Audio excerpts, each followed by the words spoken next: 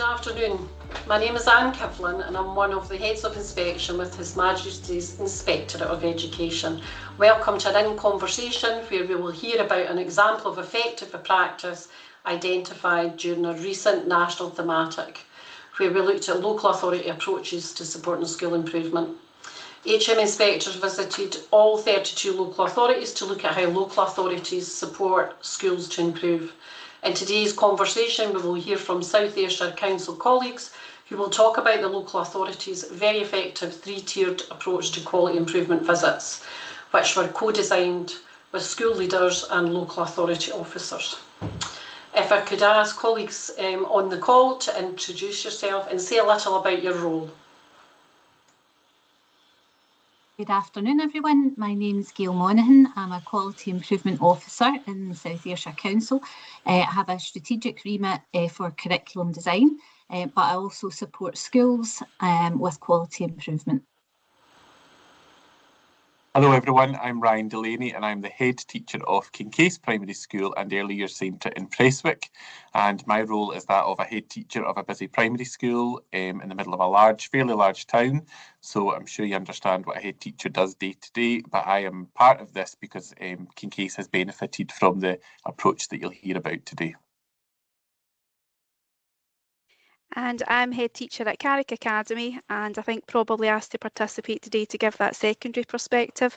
Like Ryan, we've also been involved heavily in the model, and just to give a wee bit more information about what we've done. Many thanks. Thanks for joining us today. Gail, I believe you're going to begin by setting out what was the improvement area. We're interested in how you knew it was an improvement area, and if you can set out the types of information and data that you used in this work. Thank you. Yeah, no problem. So for us, the improvement area was really about how we were supporting schools as a system. Previously, we'd had a universal model of support where every school received the same number of visits from an improvement manager or officer. We had the same focus for those visits, regardless of the context of the school. And while that probably felt quite equitable on the surface, when we looked at our data and we had a bit of a deeper dive into our self-evaluation, it became obvious that this model wasn't giving us the impact that we were looking for. The evidence that we looked at showed us that our schools were experiencing quite different challenges. For example, we noticed some schools, when we looked at the ASO data, there was a decline in attainment for particular cohorts. We had other schools where we were managing high levels of absence. We had some schools who were dealing with increased parental concerns or more complex safeguarding demands. And at the same time, we also had schools who were demonstrating strong, sustained improvement. And that's where the universal model of support probably felt a bit excessive rather than supportive. So the improvement for us wasn't just within individual schools, it was about the approach we were using for school visits. And we actually needed a model that allowed us to target support where it was genuinely needed and free up capacity where it wasn't. We don't have a huge central team, so that was really important to us, and that's really what led to the introduction of the three-tier framework. So we moved to a three-tiered model of support, with the core idea being that a school receives support proportionate to its context, its data, and the challenges or pressures that are there at any given point throughout the year. And I think Ryan's going to explain a bit more about what that actually looks like and what the three tiers mean to individual schools. But one of the strengths, I think, of the model now is that it's flexible, it's dynamic, and school tiers aren't fixed. They can change throughout the year because we know individual school circumstances can change throughout the year as things evolve. But I think crucially part of this process is that the decision isn't made to schools, it's made with them. And I know Ryan and Elaine will talk a wee bit more about that.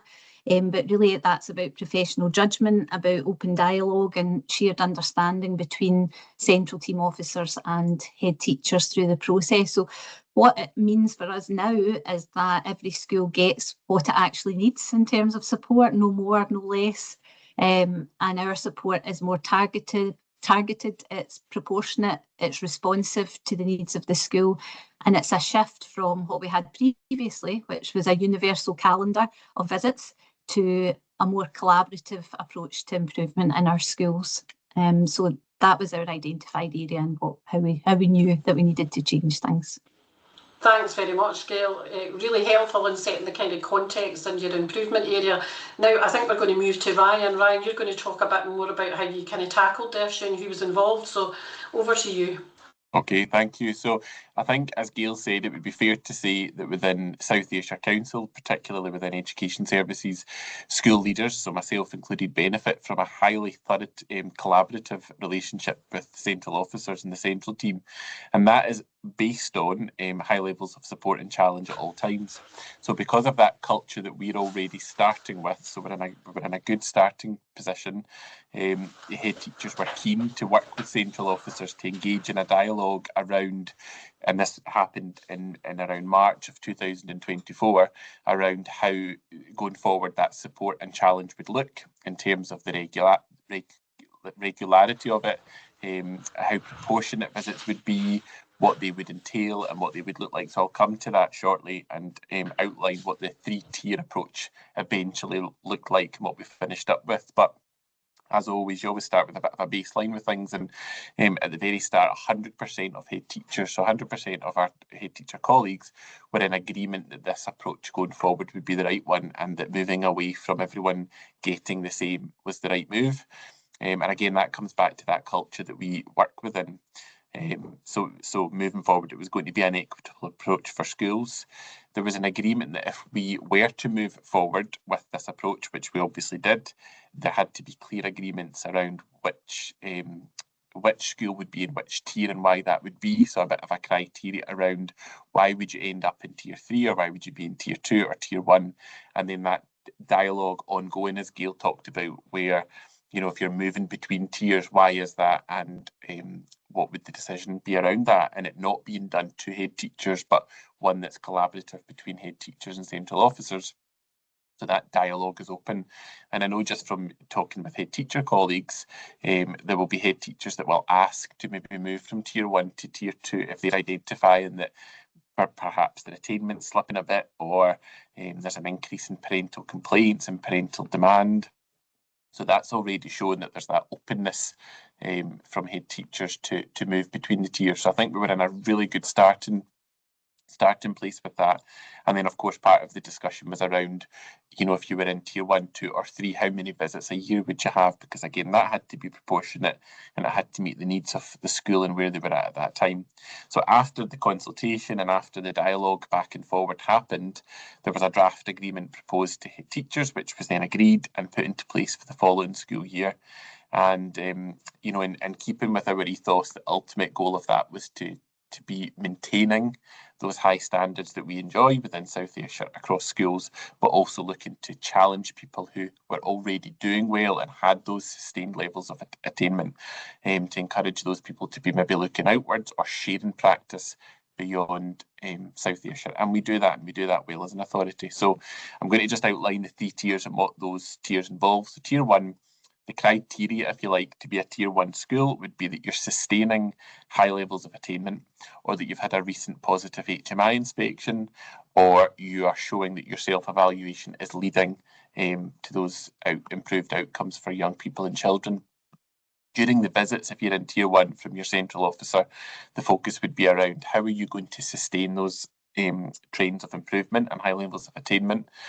If there is best practice within your school, how is that being identified and highlighted, and can it be shared beyond the school? So again, that's sharing practice wider. And then, of course, there's the very standard items around child protection, ensuring that schools are adhering to those policies that we all have to follow in terms of reporting and school improvement planning, etc. And the visits for those, if you're in tier 1, would be biannual. So you would have a visit at the start of the year and at the end of the year, and your end of year visit would also be looking ahead to the following years in terms of your PEF plan, school improvement plan, etc. If you happen to be at a tier 2 school, the reasons for that might be that you've got an up and coming collaborative improvement visit, which is essentially an authority inspection, or there's a perhaps a decline in attainment, and it could be in a subject if you're secondary, or a particular cohort in the primary, or a curricular area in primary too. And another reason you might be a Tier 2 school is that you're 4 to 6 years away from your last HMI inspection. And again, the focus in those meetings would always be solution focused. So it would be the head teacher or at times the leadership team. So when I have my meetings with my QIO, I would usually have my deputy there, because it's not about one person doing everything. It's about that development of the whole leadership team within a school. So part of the focus is about collaborative improvement and that problem solving together and looking to identify where support might come from for the school or for the area that they're dealing with. There would, of course, be ongoing monitoring of whatever's been agreed throughout the year by the head teacher and central officer around, when are we stopping to check that whatever we're looking at is having the desired impact. And generally, the timings of those meetings would be one a term, so 4 in the year. And of course, any additional CLPL that needs to be offered to the school or visits from specialist teams. And like many authorities, we are lucky to have those teams within our education services. It might be agreed that they're going to come in and do some additional work with the school. And then if you're in Tier 3, it might be that it's because you're a recently appointed head teacher or perhaps an acting head teacher in post.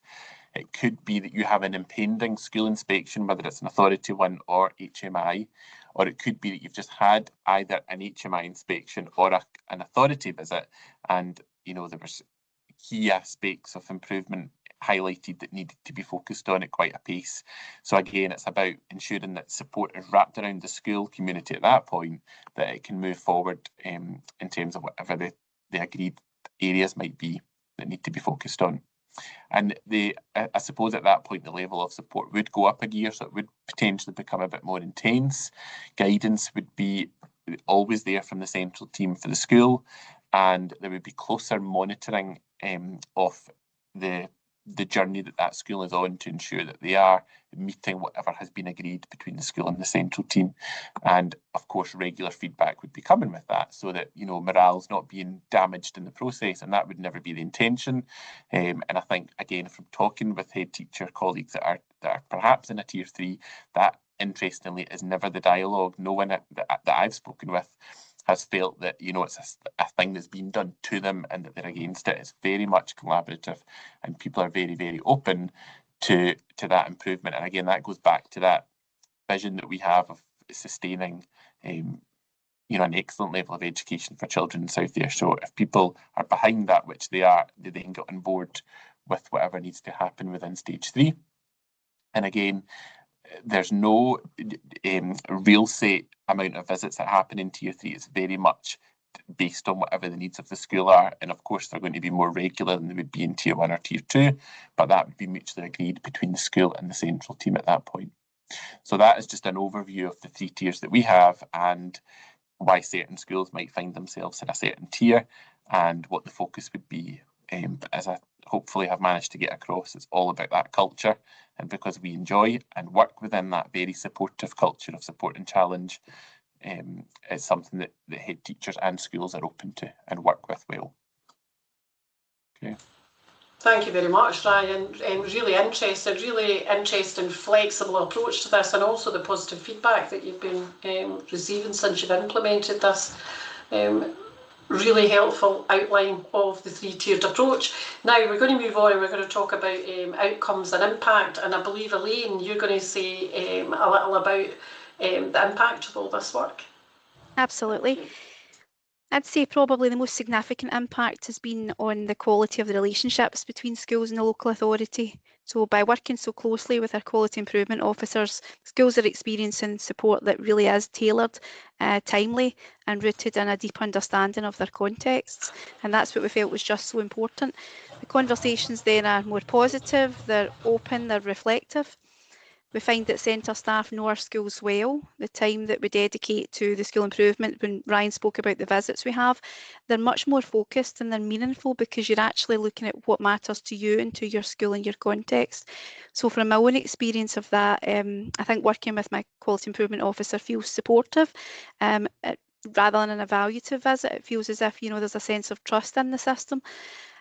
The key impact, I think, is round about that partnership working. It's not about judgments of schools, it's about ensuring that everybody has somebody who supports them, but does challenge, and I think that is important too, that you're looking at things that make your school better.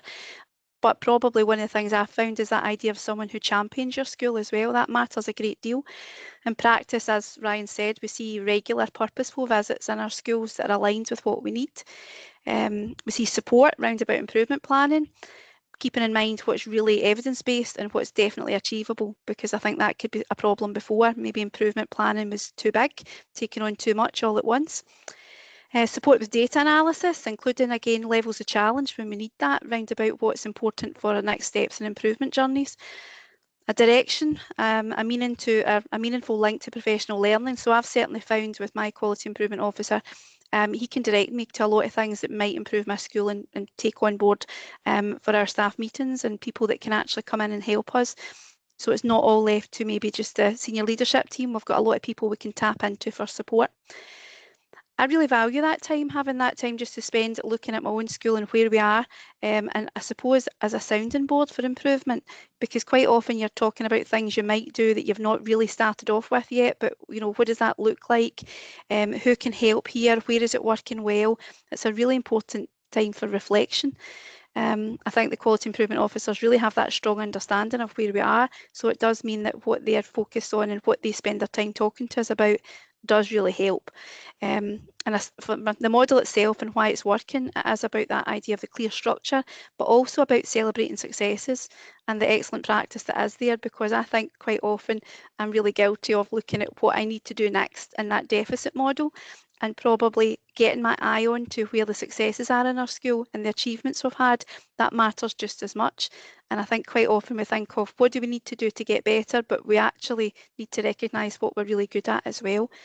So in terms of measuring impact, you know, we look at our attainment data, we look at standards and quality reports, take on board feedback from head teachers and from leadership teams, patterns in attendance, exclusions, wellbeing indicators, evidence from improvement visits or professional dialogue. I think what's really important again is just schools know what to expect. They know what's coming. They know that it's going to be a supportive conversation and that the approach is exactly what the school needs. And it takes it right back, as Ryan said, about the improving outcomes. Everything we're doing round about that. Thanks very much, Elaine. Thank you. Now we're going to move on to the challenges. So it's been some time now since you developed this model, and maybe you didn't have challenges, but if you did, could you talk a little about any challenges that you experienced and how you approached those and how those were overcome? I think, Gail, you're going to talk to this one. Yes, thanks, Anne. I think one of the biggest challenges we anticipated when we moved to the tiered approach was actually about perception. I think we were very conscious that allocating a school to a tier 3, for example, might feel negative. And we genuinely worried, I think, initially that some schools might feel judged, singled out, or they might feel a bit aggrieved if they didn't agree with the tier that we placed them in. And we spent a lot of time thinking about how that would land with head teachers, because I think in any system, if you introduce that differentiation, then there's always a risk that people see it as a ranking rather than a responsive support model. So that was the main challenge we expected to face. But I think, as Ryan explained, the reality was very different, because the process is genuinely collaborative, and because our relationships with our head teachers are very strong and built on that open trust, those concerns that we had initially didn't materialise. You know, we made decisions with the head teachers, we consulted with them, they talked to us about what that tiered approach might look like, and what would be involved in the support that was given to schools. Every tier allocation was evidence-based and agreed, as I said, with the head teachers. So I think head teachers understood from the outset that this wasn't about judgments, it was just about them getting the right support at the right time. And I think we found that head teachers appreciated the openness of that conversation. And I think, as both Ryan and Elaine have alluded to, you know, I think the opportunity to talk honestly about capacity, pressure points, emerging risks, but also about the strengths, actually strengthened our relationship from the central team with our head teachers. And the tiered model helped head teachers validate their experience. And I think they could quickly see that it did lead to targeted support rather than scrutiny. So the challenge we expected didn't actually happen. I think the challenge probably we faced as a central team was probably just that maintaining momentum. Because we're working within a flexible model where things change depending on circumstances of our schools, it's just been really important to keep everyone focused and moving forward. We've had a number of staffing changes within the central team. We've had a number of staffing changes within our head teachers. But I think the regular proportionate visits help us keep on track, and the flexibility of the model means that we can adapt as we need to without losing sight of the improvement work itself moving forward. So I think because our partnership working has been so strong, it's helped us overcome that challenge too. That's really positive, and hearing a little about expected challenges that didn't materialise. I could see a smile when you were talking about that there. If we could just think about, I mean, it has been some time since you initiated this model, and it's been some time since you had the visit from HM inspectors. Can you say a little about where you are now? Maybe any lessons learned, things that you would do differently, or what your next steps are. That would be really helpful. Thank you. Yeah, I think when our thematic report was published, following on from that, I would say the work has progressed. One of the biggest changes, I think, to our approach is probably just that responsiveness. I think we're probably more responsive than we were when the initial report was published. We had our guidance in place, but actually, certainly what I'm finding, and probably I would imagine that Ryan and Elaine would probably agree, is that when we're out visiting schools and we're having that open dialogue, sometimes things come up that we weren't expecting, and we just change whether, you know, it's the number of visits that we're having during the year, or what that might look like moving forward. So we're using data probably more dynamically now, I think, rather than waiting for the termly check-ins that we used to have. And that's helped us intervene earlier when we see signs of progress slowing, maybe. So I would say that's one of the biggest changes. But we've also refined the use of the tiered model. Initially, I think we just saw it simply as a level of support and schools getting the right support at the right time. But I would say now we view it more as a flexible framework that we use. As we see school context changing, we're able to adjust the tiers and shift the focus towards sustaining improvement, rather than it being crisis response work, which I think it might have felt like previously when, you know, it was just a universal approach that then we just became responsive when there was, you know, things happening in a school that we wanted to support with. I think if there's a lesson that we've learned, and probably I know that Elaine and Ryan are going to talk about any advice that they might give to other local authorities, but for us as a central team, it's just that early, honest, professional dialogue makes a massive difference. Because I think being open about challenges isn't a weakness. You know, it's what allows us to target support to be genuinely effective in the work that we do. I think if we're to do anything differently with this approach, I think we'd have probably liked to have engaged in those deeper conversations sooner, before pressures built up. You know, it was when we got to that stage of evaluating what was working in our schools and what wasn't. The pressures had already built up at that time, and I think, as I say, it was getting to that, well, is it we're waiting for a crisis to then respond, but actually now it's more targeted support and it's proportionate to, you know, the schools and what they need at what time. So overall, I think we're now in a place where, following the thematic inspection, this approach is strengthened in our systems, and our use of evidence is much more purposeful, and leading to improved outcomes for our schools. So I think that's where we're at now. Thanks very much, Gail. You've moved us very helpfully onto the last question, and it is about what advice that you would give to others who are embarking in trying to tackle some of the similar issues that you had and your approach. So I'm going to open that up to Elaine and Ryan. What advice would you give to other local authorities or other areas who were trying to tackle the same issues? I think the first thing I would say, and we've said it quite a bit though, it is about the transparency of the process and being really open and transparent from the very beginning. Schools kind of understanding not just what the model is, but why it exists and what the purpose of it is and how the decisions are going to be made. And for me, that clarity is where the trust comes from, and it does remove that sense of judgment involved. A non-negotiable for me would be that role of the head teacher then in the design process. So they're not recipients of a system, it's something that we've helped shape and we've helped mould to meet our needs.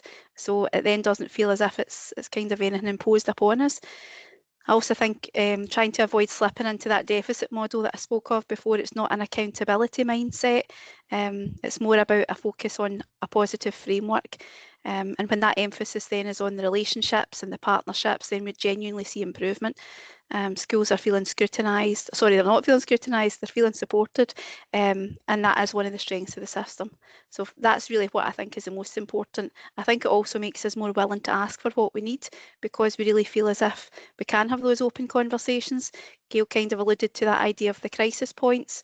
We're asking for help before we actually get to those points. We're recognising things early in our systems and we're getting the help we need when we need it.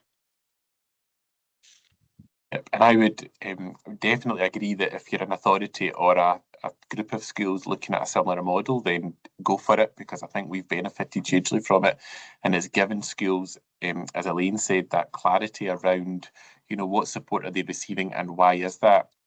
The benefit for me is, I think, previously, and I've worked in other authorities where you might have a visit from a central officer, and that often happens in isolation in the head teacher room, and that doesn't always filter through to the whole school about what's happened in those conversations and why, and then what the impact of that might be for the whole school community. So I think what I'm able to do is share with my whole team, you know, if I've had a meeting with my QIO about what the agreement around that is, what the impact of that needs to be, so that they're able to see that bigger picture of you know, what's happening within the authority and where is support coming from and why is that, and you know, how are we going to benefit from that as a school. So again, it's that working towards that common goal for all children to achieve what they can and for schools to be the best that they can be. But definitely transparency, I think, is the thing that's central to it, and that culture.